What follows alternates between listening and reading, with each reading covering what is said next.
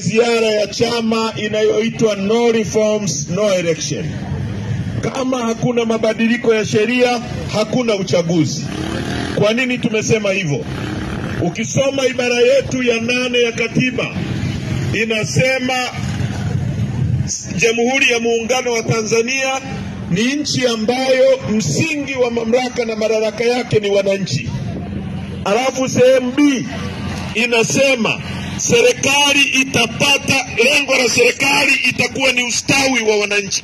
Sehemu C, serikali itawajibika kwa wananchi. Sasa serikali ipate mamlaka yake kutoka kwa wananchi. Wananchi ni nani? Ni nyie hapo. Lengo kuu la serikali ni ustawi wa watu.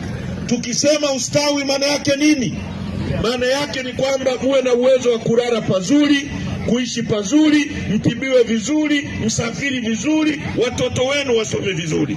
Kwa nini serikali imepewa lengo hilo na katiba? Ni kwa sababu rasilimali za nchi yetu zote. Hii ni nchi ya kwanza ya kuwa na mlima mrefu kuliko yote Afrika, wa pili duniani huko hapa kwenu mlima Kilimanjaro. Hii ni nchi ambayo ina ziwa kubwa kuliko yote Afrika, la pili duniani ziwa Victoria kule mimi nakotoka. Hii ni nchi ya 3 kwa kuwa na madini ya dhahabu mengi kuliko zote Afrika nzima na duniani. Hii ni nchi ambayo ina madini yanaitwa Tanzanite, hayapatikani kwingine kokote duniani isipokuwa hapa Tanzania. Hii ni nchi ambayo ina madini ya uranium yanayotumika kutengeneza mabomu ya nyuklia na atomic yako Tanzania. Hii ni nchi ambayo ina madini yanaitwa nickel na cobalt yanayotumika kutengeneza injini za ndege, yanatoka hapa kwetu Kabanga, Kagera kule kwetu nani. Hii ni nchi ambayo ina mbuga kubwa za wanyama kuliko zote Afrika. Mkoa wenu wa Kilimanjaro una square kilomita 13,000. Mbuga ya wanyama ya Serengeti ina square kilomita 16,000. Kwa hiyo mbuga ya wanyama ya Serengeti ni kubwa kuliko mkoa wa Kilimanjaro. Kwa hiyo rasilimali tulizonazo hazifai sisi kuishi kimaskini namna hii. Na nyie mnavyojiona, walau nyie mko mbele zaidi kuliko watu wengine wengi katika nchi hii. Nyie mnavyojiona, mnajiona mko kwenye umaskini, lakini kuna watu maskini kuliko nyie kwenye nchi hii. Kwa sababu tuna viongozi wa hovyo ambao wametufanya katikati ya utajiri watu wetu waendelee kuishi kuwa maskini. Tumekataa hali hiyo, na Chadema tunataka tushirikiane na nyie kubadilisha hali hiyo kwa kuhakikisha kwanza tunapata uchaguzi huru na haki, ambao nyie mkichagua mbunge akawa sauti yenu. Kwa sababu kazi ya mbunge ni kwenda kukusemea wewe upate maji, upate barabara, upate shule nzuri. Kazi ya mbunge sio kwenda kuisemea serikali. Kazi ya mbunge sio kwenda kumsifia rais. Kazi ya mbunge ni kudifendi mwananchi. Ndio maana badala ya mwananchi wa wewe Rombo kwenda bungeni, Watalime kwenda bungeni, Wadodoma kwenda bungeni, hakuna ukumbi wa kututosha wote kuingia. Mnachagua mtu mmoja kwa niaba yenu. Mimi nimekuwa mbunge, Dr. Slaa amekuwa mbunge. Tumekuwa na bunge la wajinga kwa sababu bunge hili halitokani na kura za wananchi.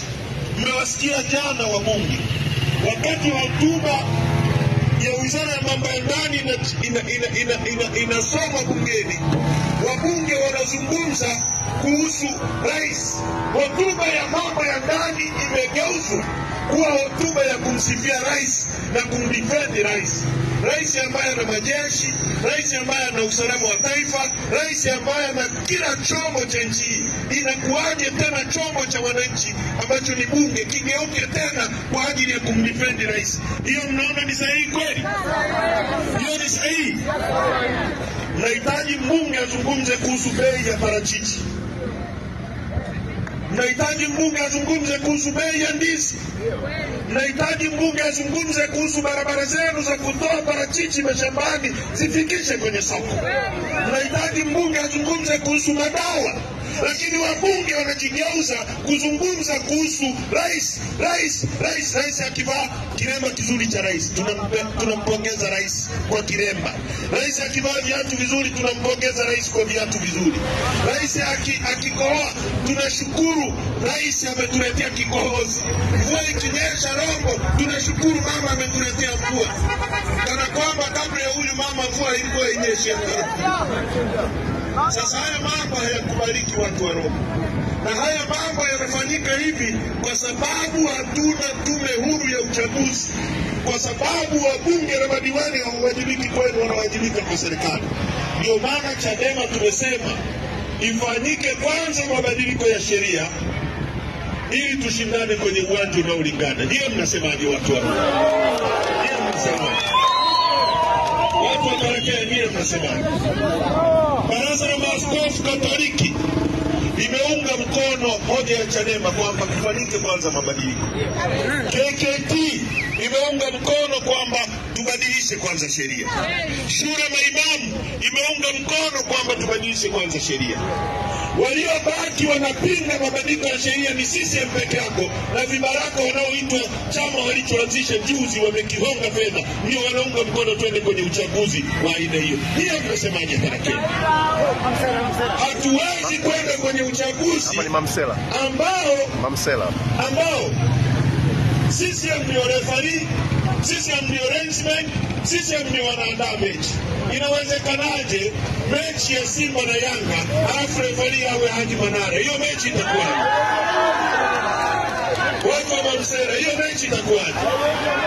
Haiwezekani. Uongo kweli?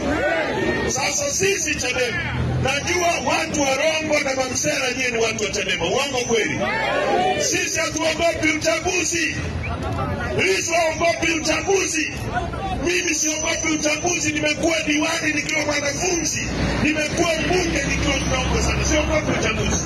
Tunachotaka ni sheria iwe huru, tushindane. Huyu mama asimame hapa, Lissu asimame hapa, ipime dakika 90 kwenye uwanja unaolingana. Mamsera mnasemaje?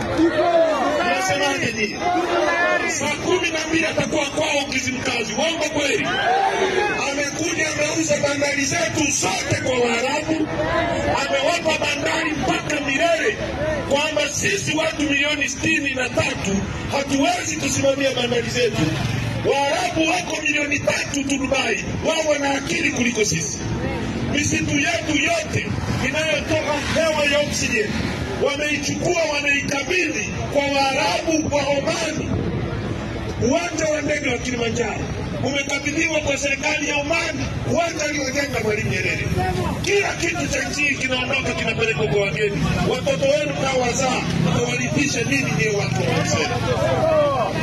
Mtawapa nini? Nchi inageuka kuwa ya Wachina na Waarabu. Kwa hiyo tumekuja kwenu ndugu zangu, kuwaombeni kwamba ungeni mkono hoja ya Chadema ya no reforms, no election. Wakibadilisha sheria za uchaguzi, zikifanyiwa sheria za uchaguzi mabadiliko, sisi Chadema tutaingia kwenye uchaguzi asubuhi na kesho yake tutabadilisha nchi hii. Tutafanya rasilimali zetu zitumike kuendeleza mpango wetu.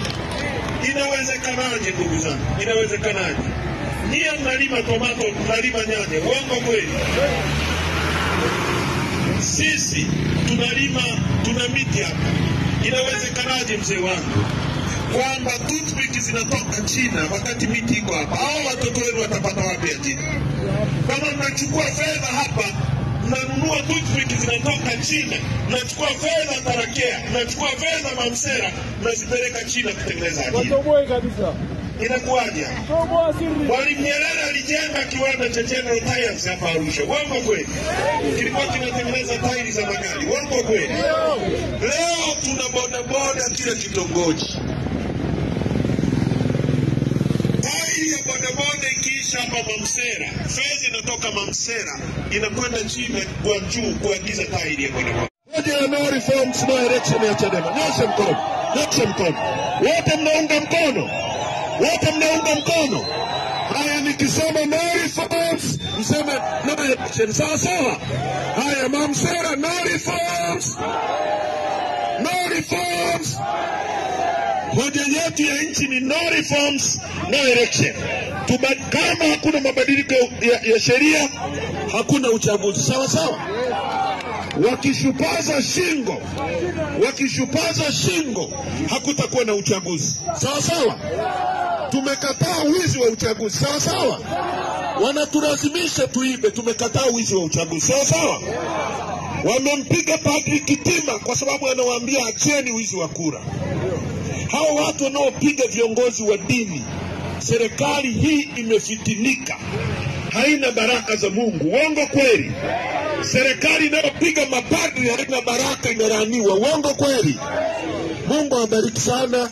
Asanteni kwa kunisikiliza. Kiungeni chama chetu mkono, kipiganieni. Asanteni sana Mamsera. Turuhusu tuendelee na